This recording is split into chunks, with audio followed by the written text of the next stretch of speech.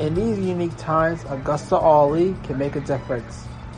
Please buy our custom merch today at AgostoAllElite store on bonfire.com.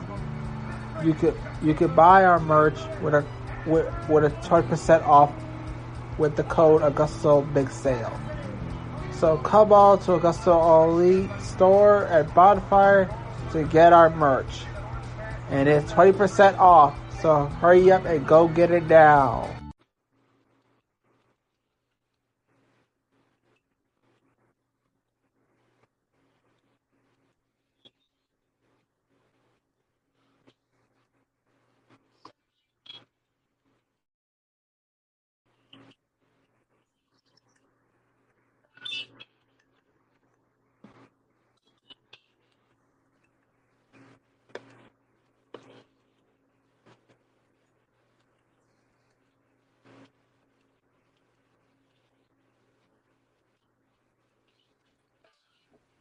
Hey, hello. What's up, man?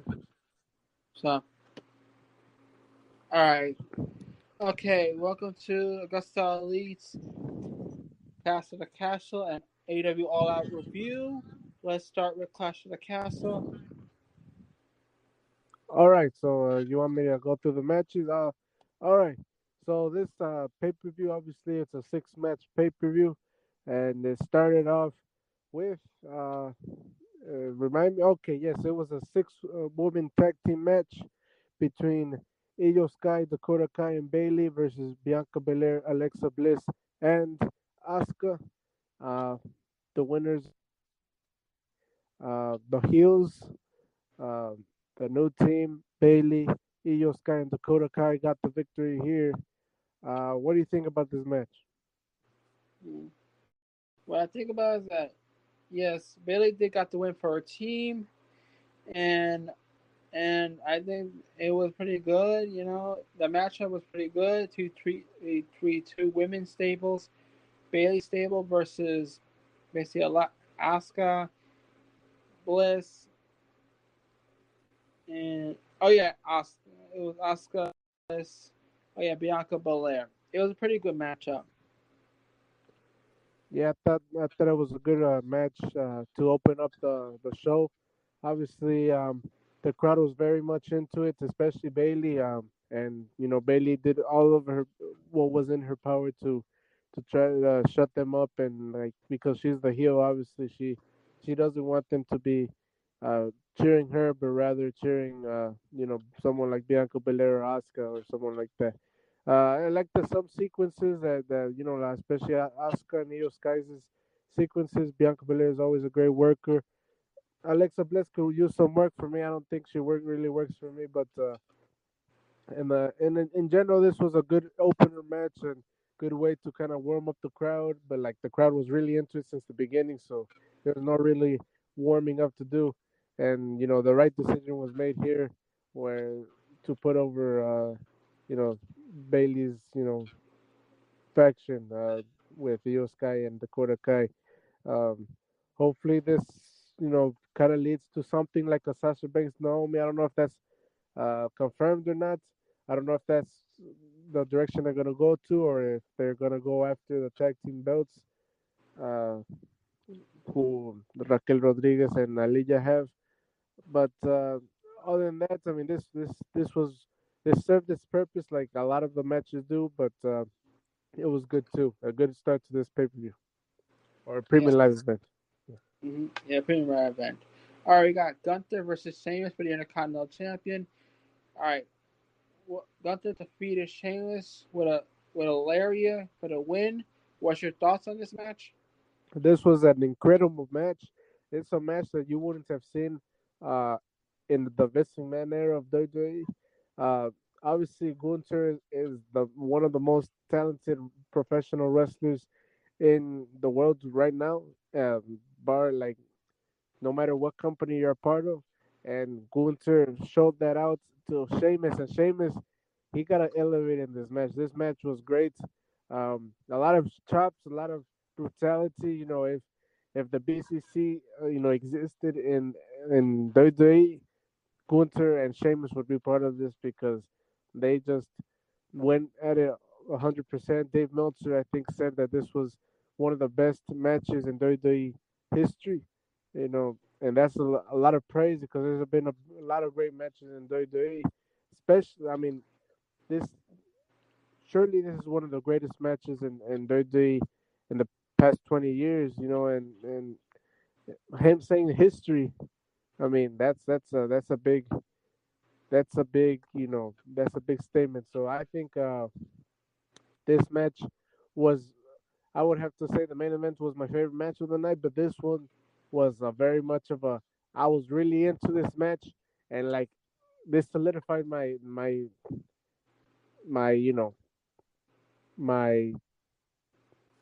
I guess my fandom for WWE. I think I'm more of a WWE fan now because holy shit, this is my type of wrestling. And there was 6 matches of just my type of wrestling.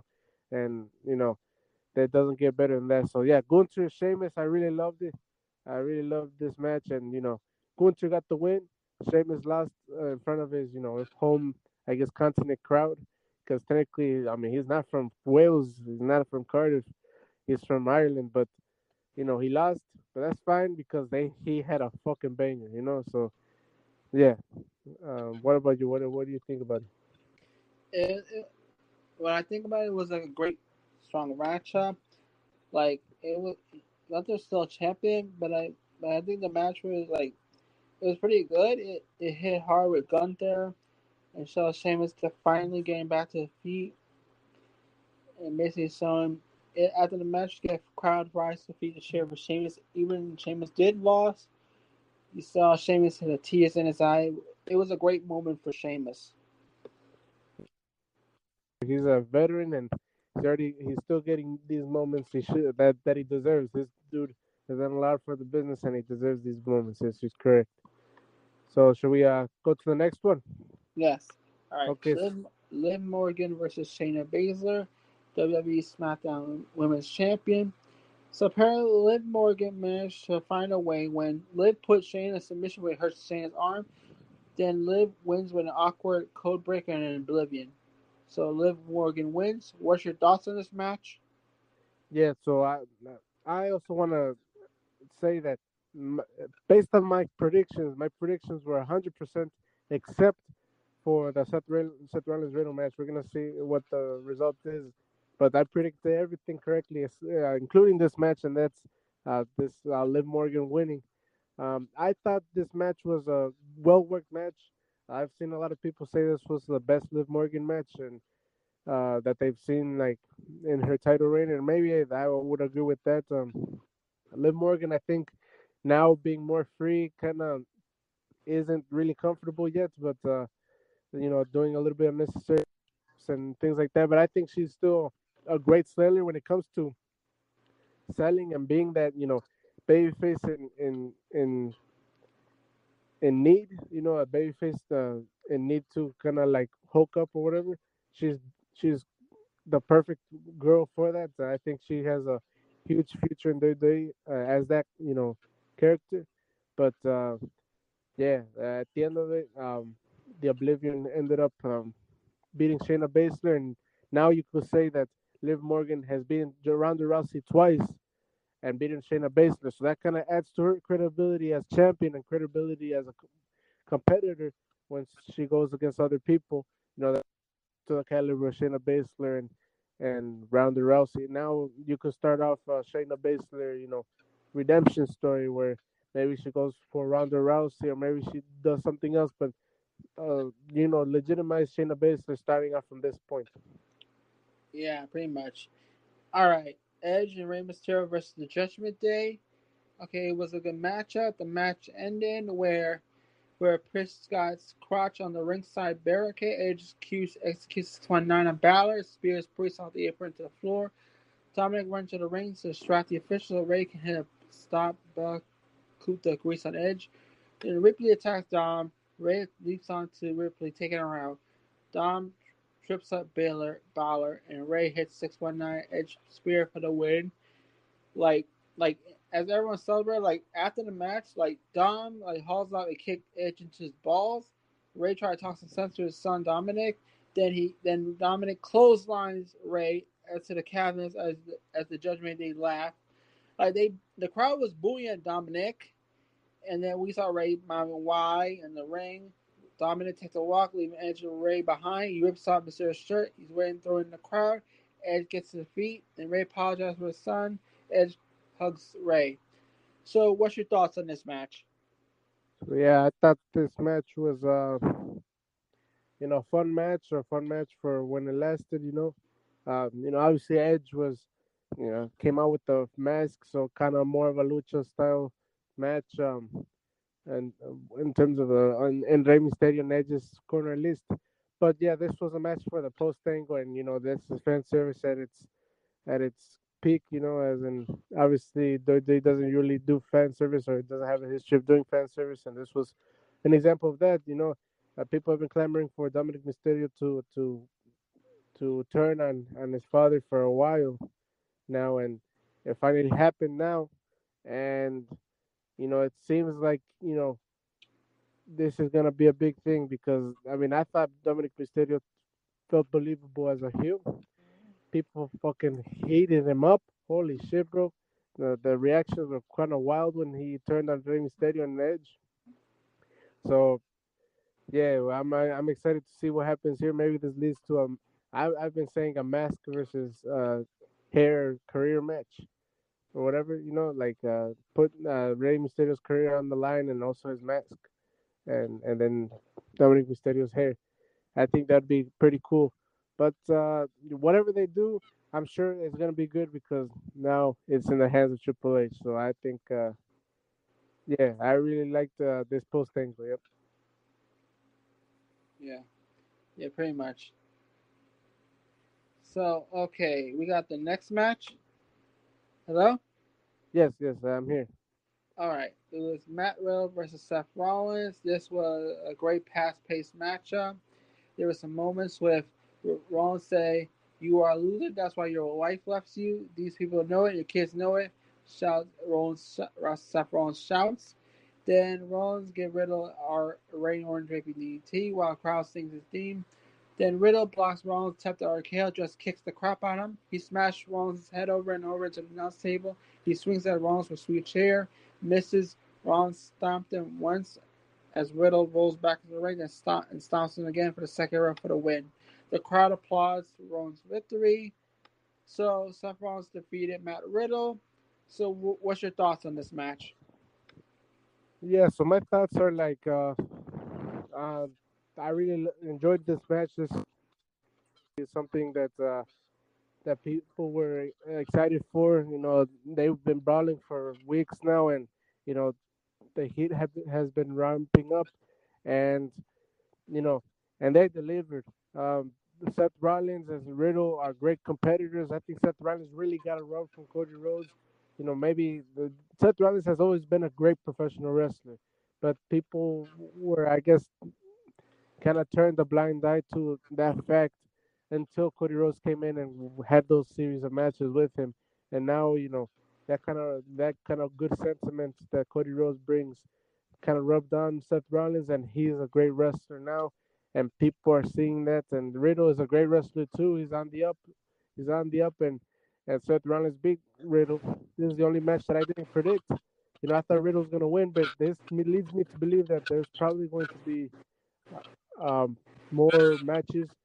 And this feud is probably gonna continue, and I will have no problem with that. This has been a great feud, and maybe you could have a feud with a stipulation at Extreme Rules, which is a perfect place to have a stipulation match.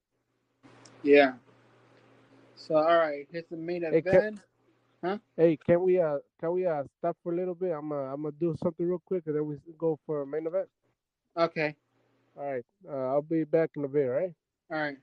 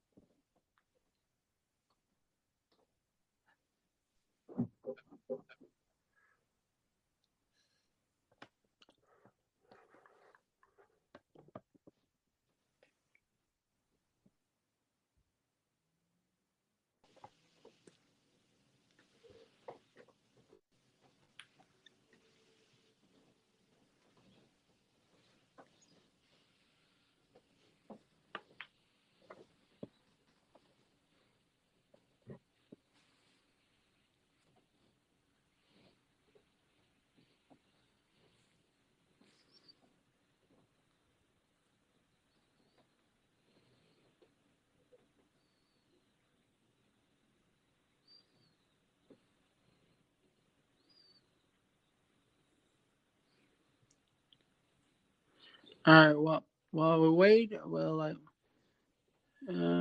relax for a bit. Well, something called the greater number. Hmm.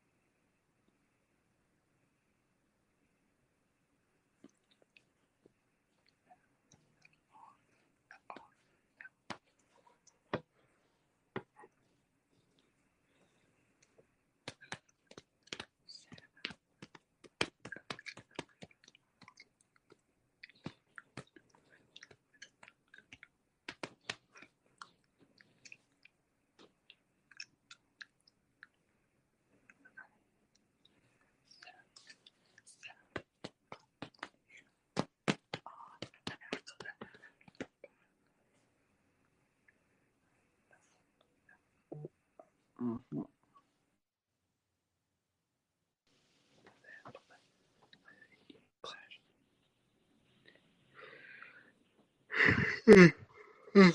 Ready?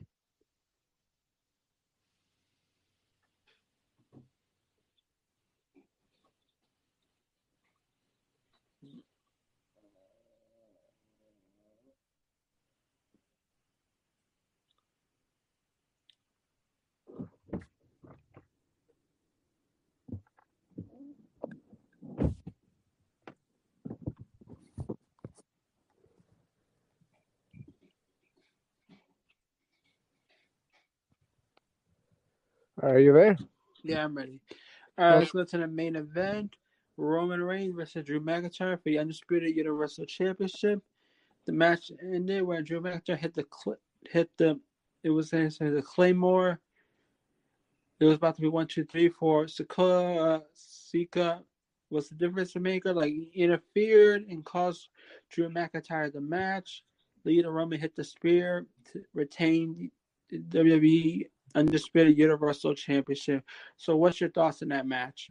I thought this was one of the best matches I've seen in WWE. This was just my type of match. Maybe it's my bias towards the style that kind of Cody Rhodes kind of presents. I'm not saying this is Cody Rhodes' style. I'm saying this is the WWE style, like the WWE main event style wrestling matches, and a lot of near falls. Two stars, over stars as well. Roman Reigns. The over heel, over as fuck. This guy that's been champion for 2 years. Drew McIntyre, the hometown hero. Obviously it's not his hometown again. It's Cardiff, Wales, and he's from Scotland, Irish Scotland. But um, they built this so well where you know the location is a very important factor here in this match, and then you know a lot of near falls. Uh, you know, smokes and mirrors around the ring happening. There's a lot of people doing a lot of things happening. Austin Theory coming out and trying to, you know, cash the money in the bank, but getting fucking clobbered up by fucking Tyson Fury, which is an English, English boxer, so it makes sense for him to clobber or to, punch him in the face, to kind of like prevent him from cashing in the money in the bank because he, as also a United Kingdom person, you know, wants Drew McIntyre to win, and he knows that if Austin Theory cashes in that money in the bank, there's no way that Drew McIntyre will win. So that made sense there. I just really like the anything could happen in this match, and anything did happen in that match. A lot of near falls that could have been near falls and very comfortably be the ending of that match, but holy shit, this was a great match. And at the end, you know, Drew McIntyre had him beat, but Solo Sikoa, yeah, as you said, came out and helped him, helped bring the referee out of the ring and stopping the count. You know, and then a spear and a spear did it for it. So I really loved this match. I thought this was a great match, great reactions, great everything, and it concluded what to me is one of the best pay-per-views I've ever seen. Yeah, pretty much. All right, let's go to AEW All Out review now. Before we start the All Out review, I also want to point out that I was at the All Out. I was physically at Chicago uh, in the Now Arena. So I guess my views will be kind of different to yours because you probably watched it on pay-per-view, am I right? Yeah, I did watch it. So I watched it live, so I was there to feel like what was going on and things like that. So just wanted to point that out before we started with this. All right. Let's start at 0 hour. It was Tay Mello, Sai Guevara versus Ruby Soho Ortiz. They were challengers. So they managed to get. So apparently, AJ got involved, and She managed to help Tay and Sammy get the win to retain for them to retain the AAA Mixed World Tag Team Championship. What's your thoughts on this match? Yeah, this match was straight up a match just to warm the crowd up to see what the fuck this crowd is gonna be. And that really, I mean, this is the third match in 2 weeks that they've had this match. It wasn't anything special. We knew that Sammy Guevara and Ty Melo were going to get the win, and they did. The crowd was still kind of getting used to it. That's what I mean when they were trying to like test the crowd to see what they were about, and you know they were interested in this match. Obviously, they wanted to get into this match, but you know the intrigue only goes so far when it's not really built that much. So yeah, that was a good match, good victory for Sammy Guevara and Taimelo. I think they're heels as heels, like they're really good heels, and people hate them. This was a good match. Yeah, okay. All right, next match: Cool Hand Hello Angelo versus Hook for the FTW Championship match. Like Hook locks in the choke, Parker and me taps out. Hook wins the sole FTW Championship after the match. Men attack from behind. Action Bronson comes out of the crowd, make the save. Go ahead, Danny Man retreat to the back. So, what's your thoughts on this whole match? I got one question about this match. So yeah, they in the live crowd they announced Action Bronson was there. Um, and then we saw Hook, kind of give a handshake to Action Bronson as well. So obviously they know each other. But I have a question: who is Action Bronson? I don't know who he is. He's like a musician, like he's like a rap musician that did Hook's theme. Okay, okay. So, um, didn't he do some wrestling in this attack? Didn't he attack someone? He very much struck. He very much attacked Menard and Coolhan Angelo and sent them straight to the back, like retreat to the back or something. Yeah, yeah.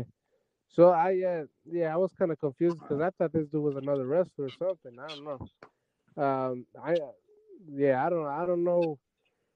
Maybe it was just me not knowing who Action Bronson was, but I was kind of confused there. But other than that, this match was kind of a you know, prolonged squash match. Obviously, Angelo Parker isn't a tag team competitor or isn't a singles competitor, and he is a tag team competitor.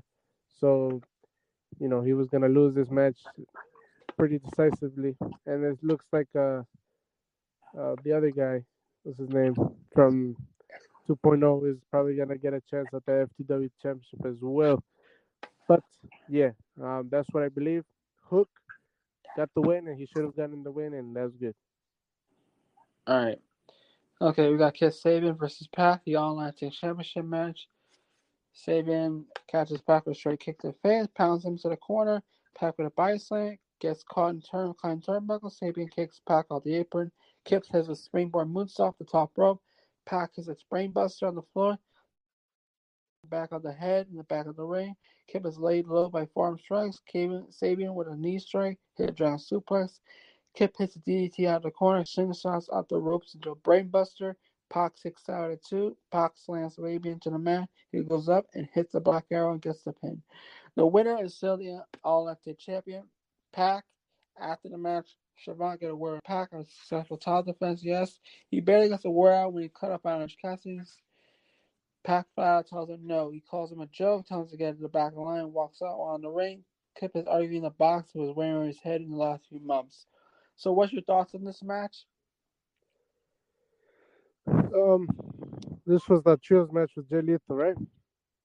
No, I'm talking about it's basically Kiss Sabian versus Pac for Oh, the. Kip Sabian. My bad, my bad. I was kind of zoning out. My bad. Kip Sabian and Pac. Um, no, Kip Sabian has charisma, I guess. Pac was trying to, you know, trying to put him over in defeat, but the crowd was just not, you know, into this match at all. As a matter of fact, even at the end of the match, it was kind of silent. Um, I don't see how Kip Sabian is gonna be a successful person in AEW unless he changes something up in his wrestling. But yeah, the right decision was made, but Kip Sabian is not a promising person in the roster. So there you go. All right. Here comes the fourth final match of their hour. Eddie Kingston versus Tomohiro Ishii. The two trade has Kingston and Eddie chest is red. Kingston fights back with two-handed chop. Tomohiro chops back, sending Eddie to the mat. Kingston on a suplex. Yeah. Falls for a suplex. She is suplex, goes for the pin. Eddie kicks out. Hit to the backfire. Eddie up. Two traders slice in the middle of the ring. Kingston slowly goes out with a move. Kingston is faking the exploder and a backdrop. Ishii with lariat. The two simultaneous lariats. Both men hit the mat. Ishii runs the lariat. Kingston covers the two. Ishii boxes the back fist, hitting Zagiri. Alright. Ishii with lariat. Always goes to two count. Kingston with a Northern Light bomb and covers to get the win. Eddie Kingston wins. It was after the match. Eddie shows respect to Ishii. So, what's your thoughts on this match? So yeah, this Eddie Kingston Tomohiro Ishii match was anticipated match by the fans. It was got a lot of reactions. People were awake for this match. Um, I this wasn't my type of match. This was literally slapping each other until someone can't not sell anymore, which for me isn't wrestling. But these guys that's what they've made a living on, and I can't kind of criticize that. And they were getting reactions, so that I guess some people would tell you that's what's important to get reactions. But nonetheless, Eddie Kingston got the victory, and I thought this was going to be the case, and it was. And people really liked this. People had this as one of their matches of the night. Mine was not this one. So yeah, it wasn't for me, but I could see why people liked it. Yeah. Okay, let's go to the senior ladder match for the start of the show. Allow. All right, the match ended when everyone and black ski masks came out, attacked everyone. Then the Joker walked out. Another masked man walked the ring. Hathaway handed the chip, ending the match. The Joker teased removing the mask, but his finger on the crowd walked to the back. So, what's your thoughts on this match? Yeah, so this match was really just a match for the Joker. I don't remember how the crowd reactions were, but I do remember that how what I was feeling, and I was feeling that I didn't really care about the match until the Joker was coming out because that's what I really cared about that match for. It ended up being some schmozzy type of finish where like a whole bunch of people in black suits and black masks came up and event. I mean, basically one of them climbed up the ladder and got the chip. Revealed himself to be Malcolm Bivens or Stokely Hathaway, and that okay, then okay, took the chip, whatever, it's him. So I guess he's the Joker. That was what I was thinking. Maybe he's the Joker, Malcolm Bivens and Stokely Hathaway. But no, let's go ahead and count down for the Joker. So they were coming out 6, 5, 4, 3, 2, 1, and they then okay, now this is the Joker that's coming out, but somebody already took away the chip. So what happens with that Joker? So okay, the sound goes out and it's some dude with a freaking devil's mask or whatever the fuck that was, and and you know he comes out. It's some mystery. It's mysterious. Where there's some interest, some curiosity of who this person is. Because obviously there's someone below that person, unless it's just a demon dude. And he goes onto the ring, goes to Stokely Hathaway, and Stokely Hathaway gives him the chip, which for me makes no sense because I mean, well, this is what I told my brother. I went with my brother, and this is what I told him. If people were mad at the fact that Brock Lesnar won the Money in the Bank that 1 year without being part of the match, then why are people mad that Stokely Hathaway essentially won this match for the Joker without being part of the match? That makes no sense. For me, it doesn't make no sense. I haven't been seeing anybody mad at it because at the end of the day, it did end up being the MGF. So people didn't really care about it after that. But for me, that just makes no sense. It shouldn't be excused. I mean, it's something that was highly debated when it was done in WWE, and now it's being done in AEW, and I guess just gets a pass because it's an AEW. It's just for me, it just wasn't good at all.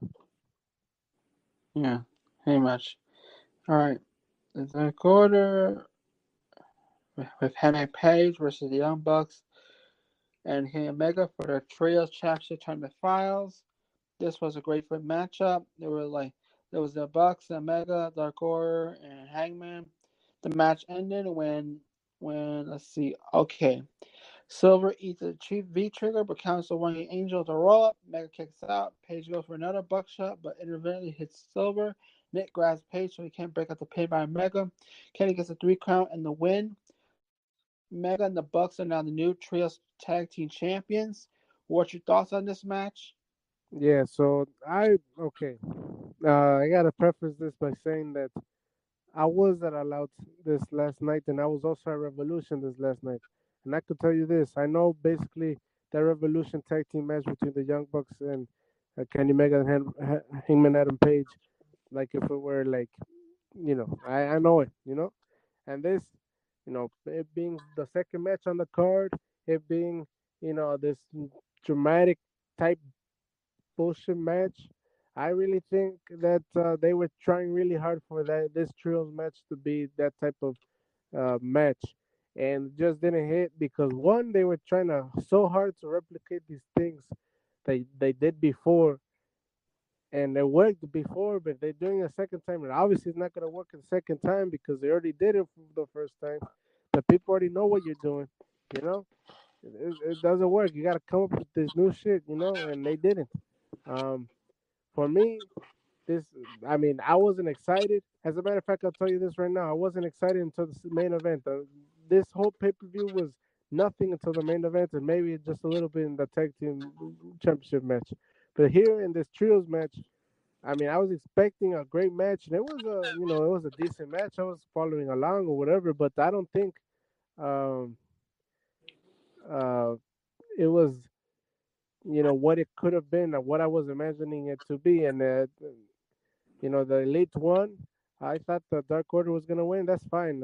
Anybody could win these matches. This is a sport in the end of the days, and you know, seed 16 can always beat seed one. And it has happened before. So I'm not gonna complain about that, but I do complain about the fact that sometimes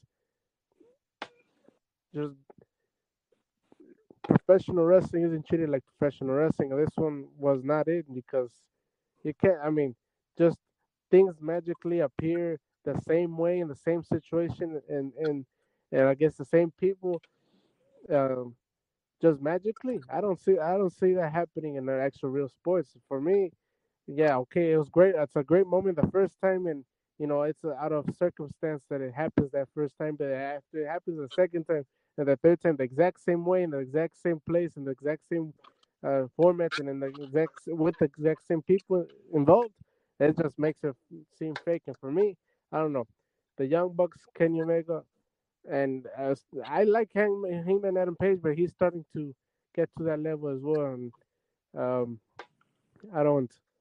I don't like that. So that's my thoughts about this match, and maybe a little bit more. So there you go. All right. All right, we got the Athena versus Jade Cargill for the TBS Championship. Like Jade Cargill defeated Athena with she kicked Athena in the face for efforts, and Cargill hit Jaded covers to get the win. So, what's your thoughts on this match? I was very surprised that this was went as fast as it did. I thought that the AEW was gonna um, make Athena more legit, as in like try to make her more legit. But I predicted Jade Cargill to win because I didn't think Athena was that girl to beat Jade Cargill since the beginning. And I guess they didn't think so either because they basically jobbed her out. I mean, this was a really quick match. I don't. Um. So yeah. So Jade Cargill beat her in a quick fashion. Basically, it was a quick fashion. Um. And Athena would have to go somewhere where she would have to, um, beat someone and be more credible. And she couldn't do that against Jade Cargill because she's not there yet. But I just also want to say that it's very fitting that Jade Cargill came out as a green monster in She-Hulk because she's green as fuck still. And I don't know why she is a champion right now. Obviously, I think she's a star. She looks like a star. She looks like a star, but she ain't no wrestling star. And she needs to wait a few years, in my opinion, a few years in order for that to happen, for her to become a wrestling star because it just doesn't happen overnight. I mean, wrestling might be fake in terms of it being a determined wrestling, determined results, but it ain't fake when you're trying to do it. So that's what I think about this match. Oh, okay. Yeah, all right. Now we got, all right. Alex Marvez tracked down CM Punk earlier today. One notice he is 100%. Punk sounds that Moxley is just fighting. He's fighting all of Chicago. And then we got the G Lethal Motor City Machine Guns versus Wardlow FTR. So the match was won when Wardlow hit one powerbomb, then warms up, conducts a sympathy, hits another powerbomb. Wardlow conducts a third, fourth movement, then covers Lethal and gets the pin. So the winners of the match were Wardlow and TR. What's your thoughts on this match? And I mean, after the match, the RH TV champ Samoa charges the ring. He takes out Singh, throws Dunn into the ring with Wardlow and TR. Dax Harwood's daughter runs to the ring. She breaks Dunn's pencil, and Harwood punches in the face. His daughter makes a pin with her foot, and the ref makes a 3 count. What's your thoughts on the match? Yeah, so this was a trios match: Jay Lethal, the Motor City Machine Guns, and FTR and Wardlow. Um, Honestly, I really like FTR and Wardlow usually. Jay Lethal I really like as well. Usually, the crowd wasn't into this match at all throughout this whole match. You could tell the Motor City Machine Guns. When they came out and everybody when they came out made their entrances, they were over as fuck. They had a crowd reactions at least. But during the match, holy shit, there was no reactions at all. You could tell the Motor City Machine Guns really desperately wanted the crowd to get into this, and it just didn't happen. And you know, that's all I really gotta say with that one. I mean, the right team won, in my opinion. Other than that, I don't have much else to say. Yeah, yeah, pretty much. All right, we got Powerhouse Hobbs versus Ricky Starks. Hobbs takes Starks down, shoves his face into the ring ropes. Starks fights his way out of the corner. Hobbs tosses Ricky out of the ring at the Dodger Spear. Hobbs Starts on top of the turnbuckle, kicks him in the face. Starks hit a DDT out of corner. House with a backdrop. Ricky lands his feet. Fortunately, runs into a sponsor. House covers and gets a 3 count. The winner of the match is Powerhouse. House. What's your thoughts on this match? Yeah, so this was a really quick match, quicker than what I thought it was gonna be. It's essentially an elongated uh, squash match. You squashed Ricky Starks, and kind of exemplified how powerful Powerhouse Hobbs is. There was no involvement of the factory, um, so it was kind of it was kind of surprising, But I don't think this is the end of this feud. I think this is gonna continue into Grand Slam and perhaps even Full Gear, but I think for Grand Slam for sure. So I would like to see a longer match between these two. Yeah, pretty good. All right, we got the AEW Tag Team Champions, Swerve and Glory versus the Acclaim. The Swerve and Glory got the victory over the Acclaim. After the match, Billy Gunn found himself in the ring with a chance. Lee offers assistance to Gunn and Acclaim in the show respect. What's your thoughts on the match? What match was this again? Huh? What match was this? It was the Acclaim versus Swerve and Glory for the AEW World Tag Team Champions. Yes, yes. So this one was the surprising one because we going in, nobody thought that this was gonna be the some people's match of the night, but it ended up being that match of the night. And the only thing I really gotta say, because I really didn't pay attention to what was going on in the match, I was really just marveling on the fan reactions, how freaking over the Acclaimed were in this match. You know, in the beginning, you know, people were, you know, people were kind of cheering for who were they cheering for? Swerve in our glory. And they're also cheering the Claim. They're like an act that always gets kind of cheered or whatever. But by the end of the day, they were cheering the Claim like with their lungs and everything. And at the end of the day, the Swerve and our glory were the ones that were getting freaking booed to hell. You understand? And you know, there was a point in this match. I'm not an Acclaimed guy. If you know, if you were to tell me, do you like the Acclaimed? I would tell you no. As a matter of fact, but I, I mean, I would have had the Acclaimed win in this one. There was two instances where the reactions were fucking massive, where the people were just going roar. They were roaring for freaking the Acclaimed, and there were near falls. And I understand you gotta have some near falls to add some intrigue, but at that point, the level of reactions that they were getting, holy shit, bro! You had to put the titles on them or had them get them wins, because holy shit, bro, this was special. I've been to a few AW shows, and this was holy shit. This was level like holy shit levels. You understand? Like this was good, and you know, at the end of the day, they did two near falls like that, two massive near falls, and then at the end, Swerve Our Glory got the third one and actually, pinned them three for 3 seconds, and they got booed out of the building. Holy shit, those boos are loud too. So I think there's a lot of money with Swerve Our Glory and the Claim. Then I think the Claim need to be the next champions. Yeah, pretty much. Yeah, pretty much. All right, we got Tony Storm versus Hayter versus Sheeta versus Britt Baker for the AEW Interim Women's Champion.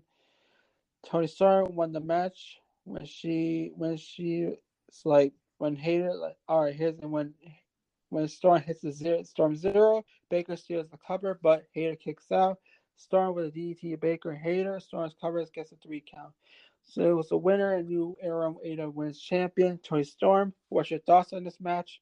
Yeah, so the only thoughts I really have out of this match is that it was kind of interesting. I know, I mean, I kind of predicted that some type of issue between Britt Baker and Jamie Hayter was going to happen here. I didn't think Tony Storm was going to win. That was kind of surprising to me.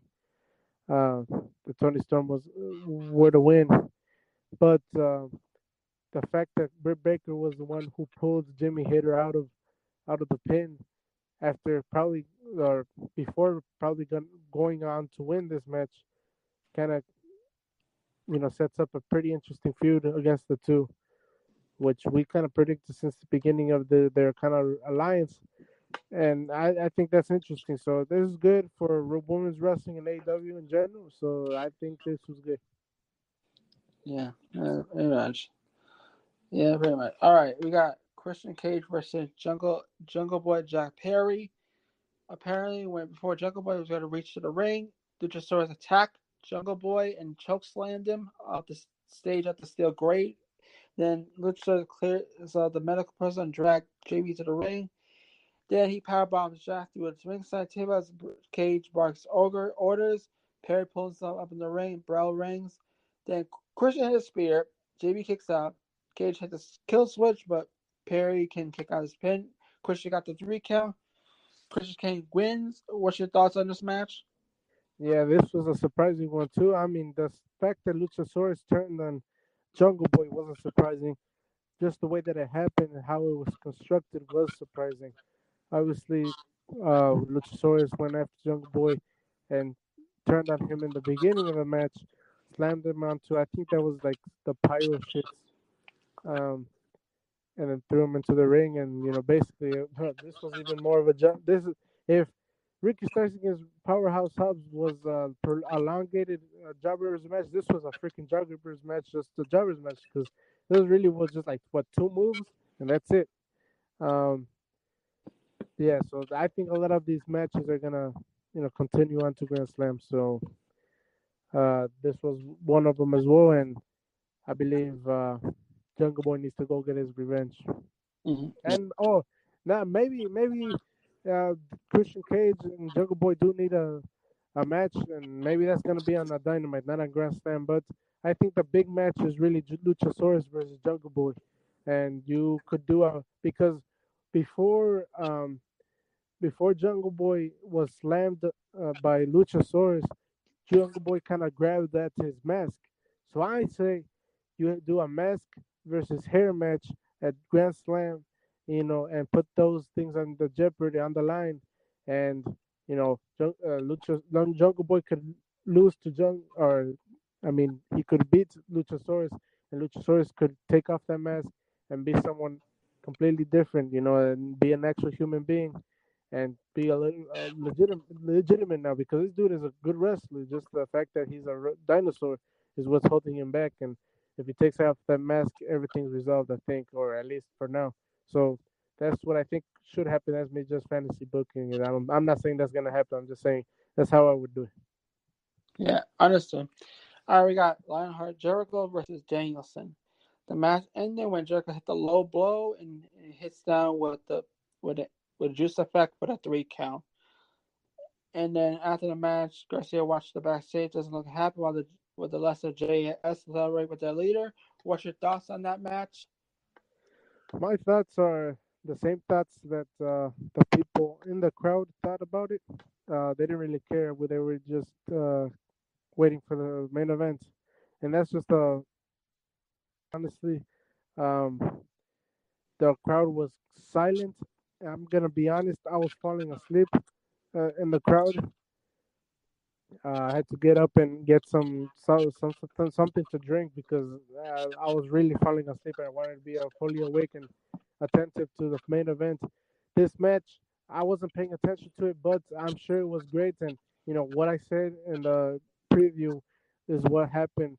Chris Jericho went all out in the professional wrestling, and ended up getting the win because at the end, Sports Entertainment beats professional wrestling in this story. And he won with cheating, which is technically a sports entertainment, but uh, he won and he beat Brian Dennison. So yeah, that's what I gotta say about that. All right, we got let's see, House of Black versus Miro, Sting, and Darby Allin. All right, Miro, Sting, and Darby Allin won the match when Sting spits Black Mist in Malakai's face. Allin runs in, makes the pin 3 count. That's how Miro, Sting, and Darby Allin won the match.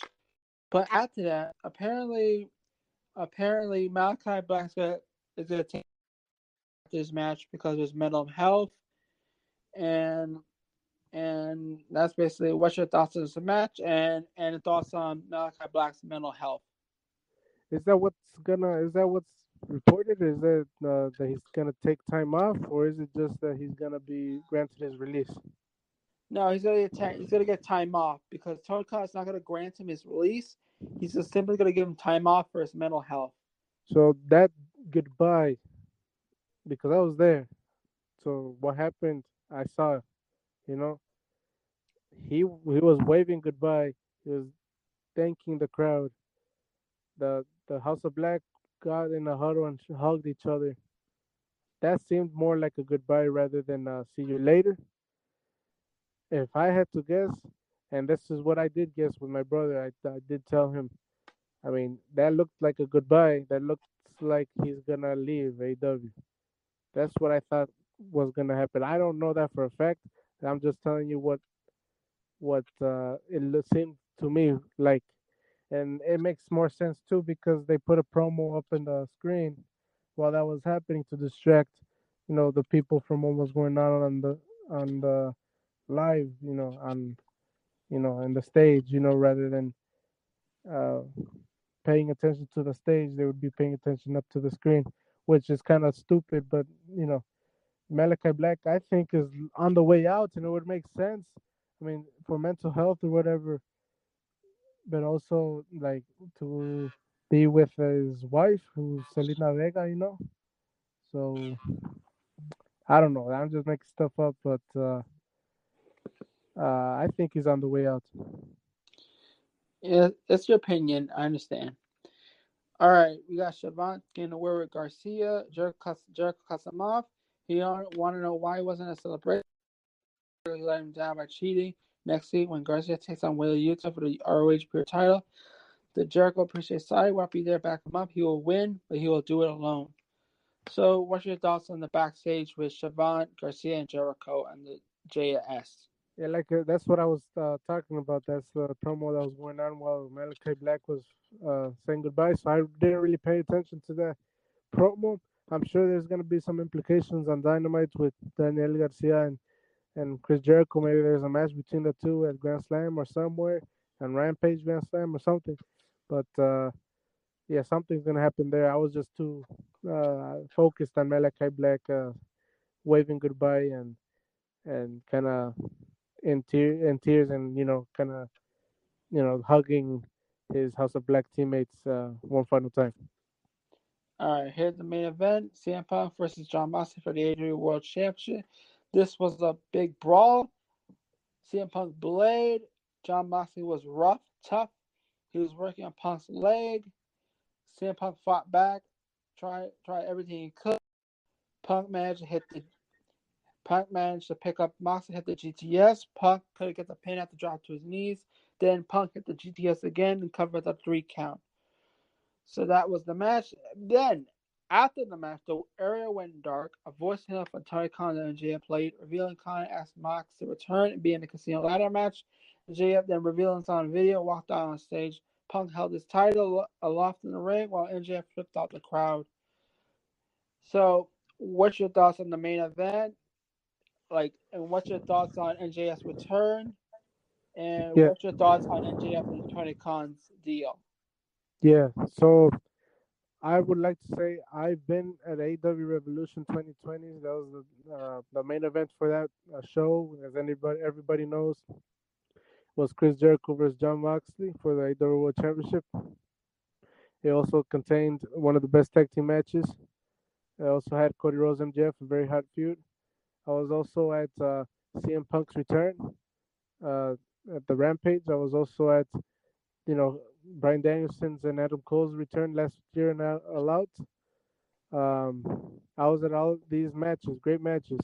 This was the first match where everybody was standing up for the whole entire match. This was usually people stand up for their entrances. Yeah, usually people, if they're excited for these competitors to come and see them, people stand up. In this match, they stood up for CM Punk first. Obviously, CM Punk came in first, then John Moxley, and then the match started, and they stayed standing up, and that's kind of special for me. I think this was one of the most special matches I've seen live.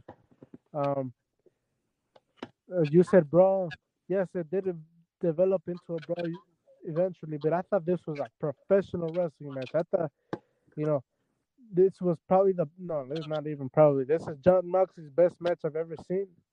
Um, CM Punk is a great wrestler as well.